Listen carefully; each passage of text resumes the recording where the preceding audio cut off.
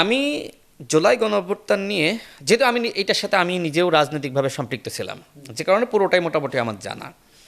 নাহিদ ইসলাম এবং আসিফ মাহমুদ তারা জুলাই গণঅভ্যুত্থানের প্রকৃত নায়ক, এবং হাসনাত এবং সার্জিস জুলাই গণঅভ্যুত্থানের খলনায়ক। আবার বলেন কথাটা। আবার বলতে হবে, আবার বলেন, তার ব্যাপারটা মানে হজম করতে একটু সমস্যা হচ্ছে। কষ্ট হচ্ছে না? আচ্ছা, দর্শকদেরও কষ্ট হবে। আচ্ছা, এবং হাসনাত এবং সার্জিস তারা হজম করতে পারবে না, কিন্তু এটাই সত্য। জুলাই গণঅভ্যুত্থানের সময় নাহিদ ইসলাম এবং আসিফ মাহমুদ তারা জুলাইয়ের প্রকৃত নায়ক, এবং হাসনাত এবং সার্জিস জুলাইয়ের খলনায়ক। এখন এইটা যদি প্রমাণ আপনি চান, তাহলে আপনি নাহিদ ইসলামকে জিজ্ঞেস করবেন, যদি আপনার কখনো সুযোগ হয়, যে জুলাইয়ের সময় হাসনাত এবং সার্জিসের ভূমিকা কী ছিল। দেখেন, 19 জুলাই শহীদের রক্ত মারিয়ে আওয়ামী লীগের মন্ত্রীদের সাথে হাসনাত এবং সার্জিস তারা কি বৈঠক করতে যায়নি? আরেকজন ছেলে হাসনাত এবং সার্জিসের সাথেই ছিল, হাসিব আল ইসলাম।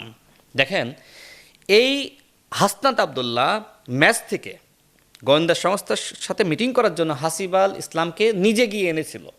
সে কিন্তু শেষে আসে নাই। মানে যেহেতু ফোকাসে কোচিং করতো, আমি তার সাথে কথা বলেছি, তো সেই হিসেবে হাসনাতকে এই হাসিব স্যার হিসেবে ডাকতো। তো স্যার ডেকেছে, গোয়েন্দা সংস্থা নিয়ে যেতে বলেছে, আওয়ামী লীগের মন্ত্রীদের সাথে মিটিং করতে হবে, তো গিয়েছে সে। হাসিব কিন্তু গিয়েছে, সে অনেকটা জুনিয়র ছিল, তাকে আমি দোষ দিতে চাই না, কিন্তু হাসনাত আবদুল্লাহ সিনিয়র হয়ে কিভাবে ওই 19 জুলাই কিন্তু সব থেকে বেশি শহীদ হয়েছে, আর ওই দিন শহীদের রক্ত মারিয়ে সে আওয়ামী লীগের মন্ত্রীদের সাথে বৈঠক করতে গেছে। যে আওয়ামী লীগের মন্ত্রীদের সাথে শহীদের রক্ত মারিয়ে বৈঠক করতে যায়, তাকে তো আমি জুলাইয়ের পক্ষের শক্তি বলতে পারি না, তাই না? সুতরাং হাসনাত এবং সার্জিসকে আমি জুলাইয়ের পক্ষের শক্তি মনে করি না।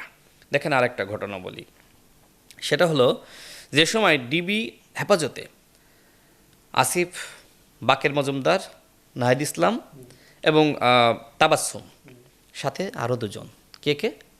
হাসনাত এবং সার্জিস, সব মিলে 6 জন। এখন এই যে 4 জনকে আগে নিয়ে গেল, বাকি দুজন থাকলো। এই বাকি দুজন তো আসলে গোয়েন্দা সংস্থা বা ডিজিএফ এর ট্র্যাপের মধ্যে ছিল। এখন অনেক কথা শোনা যায় যে যেহেতু ওই 4 জনকে নিয়ে গেছে, এই দুজন যদি আসলে ডিবি হেফাজতে না নেওয়া হয়, তাহলে বিতর্কিত হয় না? যেহেতু 19 জুলাই তারা কিন্তু ইতিমধ্যে বৈঠক করে এসেছে, আওয়ামী লীগের মন্ত্রীদের সাথে সংলাপ করেছে, তো শোনা যায় যে তারা নিজেরাই বলেছিল যে আমাদেরকে ওইখানে নিয়ে যান, না হলে আমরা বিতর্কিত হচ্ছি। হাসনাত এবং সার্জিস মূলত কোটা সংস্কার আন্দোলন চেয়েছিল, রাষ্ট্র সংস্কার চায়নি। এখন সেই হাসনাত এবং সার্জিস যে সময় রাষ্ট্র সংস্কারের কথা বলে, সত্যি আমার হাসি পায়। আর যে সময় সার্জিস বিশেষ করে সে শেখ মুজিবুর রহমানের বিরুদ্ধে বক্তব্য দেয়, সে সময় আমি এক প্রকার বলা যায় যে বিচলিত হই। কারণ শেখ মুজিবুর রহমানের পক্ষে এমন কোনো বয়ান উৎপাদন নাই, চমৎকারভাবে কবিতা আবৃত্তি করা, বক্তব্য দেওয়া, যে কাজটি আসলে সার্জিস আলম করে নাই, সবই তো করেছে। এমনকি হাসনাত কিন্তু বলা যায় আন্দোলনের সময় ছাত্রলীগের লবিকে মেনটেন করেছে। দেখেন, আমার ফেসবুকে কিছুদিন আগে হাসনাতের একটি অডিও ক্লিপ আমি ছেড়েছিলাম, আপনি চাইলে শোর পরে আপনাকে আমি দেখাবো। সেখানে হাসনাত নিজেই বলছে যে মিছিল করতে গিয়ে ছাত্রলীগের সাথে কোনো ঝামেলা বাঁধুক, এইটা আমি সবসময় অ্যাভয়েড করেছি। তার মানে কি? তার মানে সে চেয়েছে সবসময় শান্তিপূর্ণ আন্দোলন। মিছিলটা মধুর ক্যান্টিনের সামনে দিয়ে যাবে, হলপাড়া দিয়ে যাবে, এটা সে কখনোই চায়নি। সে চেয়েছে যে সেফ জোনে, ছাত্রলীগ থেকে দূরে থেকে আসলে মূলত মিছিল করা। দেখেন, আবু সাঈদ হত্যাকাণ্ডের শিকার হলো কত তারিখে? 16 জুলাই। 17 জুলাই আপনার শহীদ মিনারে একটা প্রোগ্রাম ছিল, সেখানে নাহিদ, আসিফ, বাকের মজুমদার তারা সিদ্ধান্ত নিয়েছিল, না এটা আসলে 17 জুলাই না, এটা 16 জুলাই। 16 জুলাই 2টার সময় শহীদ মিনারের সামনে প্রোগ্রাম ছিল। তো ওই সময় প্রোগ্রাম চলতেছে, হঠাৎ করে ফেসবুকে তারা দেখলো যে আবু সাঈদ, চট্টগ্রামে ছাত্রদল নেতা ওয়াসিম থেকে শুরু করে 6 জন মোটামুটি শহীদ হয়ে গেছে। তো সেই সময় আসিফ মাহমুদ একটি বক্তব্য সে দিয়েছিল, মানে নিজেদের আলোচনায়, যে শুয়োরের বাচ্চারা আমাদের ভাইগুলোকে হত্যা করছে। ঠিক তার ভাষাটা, এই ল্যাঙ্গুয়েজ সে ব্যবহার করেছিল। মানে আমি ওই যে অ্যানালাইসিস করতে গিয়ে আমি এই তথ্যগুলো পেয়েছি।